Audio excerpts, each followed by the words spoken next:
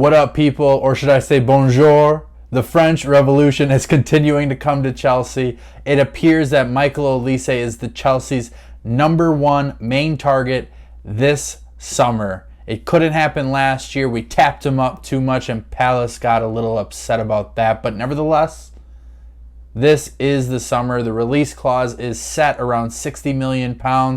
Still a little weird on how we figure that out, but Michael Olise would be the signing of the summer in my opinion. And it's clear that Chelsea want a little bit more depth on that right wing, despite Estavo coming in, despite Kendry Paez coming in. So how are all these players going to fit? Where are they going to go?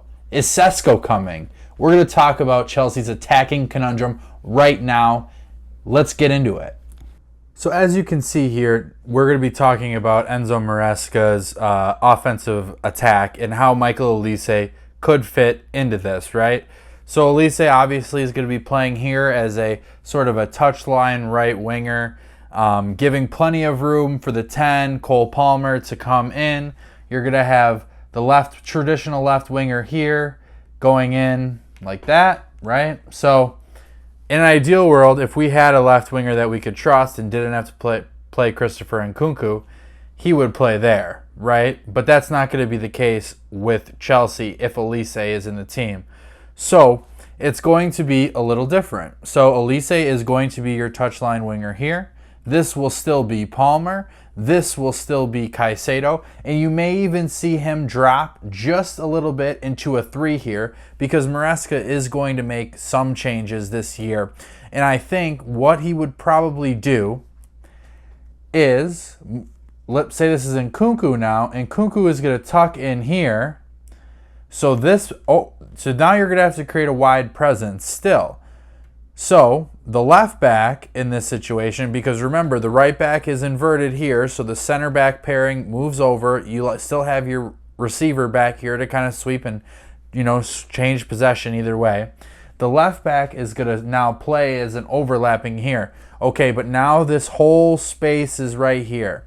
Now we talked about Caicedo and having him crash the box. I think in this instance, if it is Olise, this will be Enzo Fernandez where it was Wilfred Ndidi. And I think this will be Caicedo.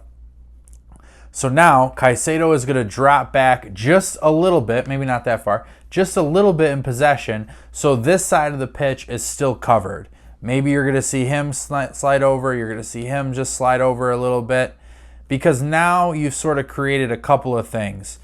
You have your touchline winger in Olise. So Olise's here. He can interchange with Palmer, move down. The right back can come over here. There's a triangle right there. Enzo is being opportunistic right here. Nkunku is here. Maybe Jackson or Sesko makes a run and Nkunku comes there. And now you have another triangle there. So there's a couple of different ways when Olise has the ball. And we all know Olise likes to cut in, right? So let's move these guys back to where they were. And let's say Olise's here, he's got a man, he comes inside. Okay, immediately what does that do? That sets a trigger for here to make a run. That sets a trigger for here to make a run. And you've seen this a lot at Palace. Olise then can cut in, these two guys pulling their defenders, and Nkunku right here in this pocket, and Olise has a chance on goal. So that is just one prototypical way to kind of explain how this might work with Michael Olise. So you're going to ask, what about when it's on the other side? And it's a very similar thing. So let's move these guys back here. So we still have our basic Enzo Maresca formation. We do have the box that he likes to run up here as well. And the right back, which is Reece James in this instance, is still inverted. So now let's say the ball is on this side. So we want to get Nkunku inside. We want the 8 to sort of drop back. We want Palmer to go here. Olise is going to stay here. The 6 is going to cover. The left back now is going to get into action over here when the ball is over here. So why is that important? Because you're still creating those triangles. You have a triangle here. If he comes back here, you're going to kind of have something like that where the left back, if he gets the ball there, is going to be able to do an interchange with Nkunku. He's going to be able to do an interchange with Caicedo. And then we have defensive help back here just in case, right? But we also have Palmer coming up in these spaces. Palmer gets the ball then. Say it comes from here, here, here. Now we have Reece James crashing in. Now we have Olise crashing in. We still have our defensive cover. But that's just one way that Olise is going to change it, and why, if the profiles that we're looking for are making sense, you're going to want a left back that's going to be comfortable overlapping. Because if Nkunku's in the squad, Olise's in the squad, Palmer's in the squad, Nkunku's got to play here. He has to play here. He does no good for you out here. He does no good for you out here. Now, sure, you have another triangle here, but that's not where you want Nkunku. You don't want him so far from goal. You want Nkunku right here. You want the left back to become the playmaker. You want hard runs here. You want dynamic runs from your left back, and you want these guys spacing out here for shots. Olise crashing in. So from tactical side of things, Olise makes a bunch of sense. And I think Noni could play this way too. So if Olise is not that guy, Noni could do that role as well. But we're going to look a little bit further at Benjamin Sesko and what are some different things that he may offer rather to Nicholas Jackson. So very quickly on here, Benjamin Sesko did get introduced as a target that Chelsea will be interested in. They've been kind of into him for a few years now. But Benjamin Sesko has a few different characteristics to Nicholas Jackson. You would probably suggest that Nicholas Jackson is better in these sort of spaces when he's making a run, but he does not have the one-on-one finishing ability that Benjamin Sesko does. And I think Sesko probably is going to be the better striker at the end of the day, but Jackson has some things that you can't teach and that coaches absolutely love. What is that? We have seen more times than not that when you have players such as Palmer and now Olise potentially, even Noni Madueke, you have some center backs in Tosin Adebayo and Levi Colwell that love to play long balls in. Jackson thrived, and why he was offside a lot is he loved getting into these channels here. When passes are played down there.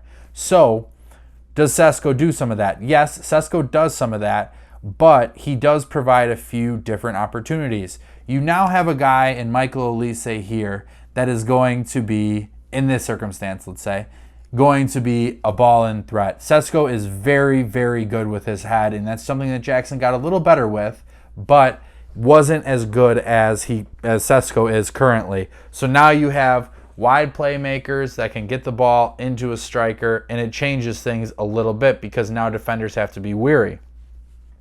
Defenders now are coming in here. Center backs are pushing in, leaving more space for a Cole Palmer, leaving more space for a Christopher Nkunku, leaving more space for an Enzo Fernandez. So when you have a true target man in that role, he attracts bodies. Now, Sesko isn't a true target man, but he has target man characteristics that you will like to see. So it's a kind of an alternative profile that would be good in addition to Jackson. So all in all, the striker conversation is going to be an interesting one because Johan Duran is an interesting guy from Aston Villa. People really like him. Chelsea have liked him for a while. It's been reported that by Ornstein, it's been reported by Jacob Steinberg. There are a lot of guys that like him, and why wouldn't you? His physical profile is interesting. He has great finishing. He has good footwork. A little raw, I would say. You know, he came from the MLS right to Villa and played pretty well at the end of the year. So what would be the ideal Chelsea striker target? You let me know in the comments what you guys think. I think personally Victor Osimhen is too expensive, gets disconnected too much, and is a poacher. I think that most football coaches nowadays love strikers like Nicholas Jackson and Sesko, who can make runs in the channels, who can link up with the other players and create other space. Because if you're looking at that front line now, Olise, Palmer, Nkunku, Enzo probably right there, that's a formidable attack. Then you add the likes of Noni. You could make this Carney Chukwuemeka. You can make that Raheem Sterling if you want to go out there. You can make Mudryk here. It's a big sort of psychological change from what we've been through, because this manager, in my opinion, is going to use his players to their best of their abilities. If you have a kind of a game that's going to be in the box, it's going to be a low block, Christopher Nkunku and a overlapping left back is the best option. If you're playing City, he's not going to have a problem playing Mudryk and getting in the channels. It seems easier than it's easier than it's going to be. But I think Olise, I think Sesko are going to be huge signings. So at the end of the day, Michael Olise and Benjamin Sesko would be great additions because they bring different profiles, and specifically in Olise brings a quality that Chelsea are desperately seeking. Let me know if Olise and Sesko are really what Chelsea should be looking for. I think it's a slam dunk. We've heard Eze links, we've heard Nico Williams, we've heard Duran. There's a couple of different profiles out there that Chelsea will be interested in. Now the market will make kind of what it will of the situation, and Chelsea seemingly will have money to spend with a bunch of outgoings that we'll talk about in a later video. But let me know what you think. Please like, subscribe, comment. Any support is incredibly helpful to get this channel off the ground.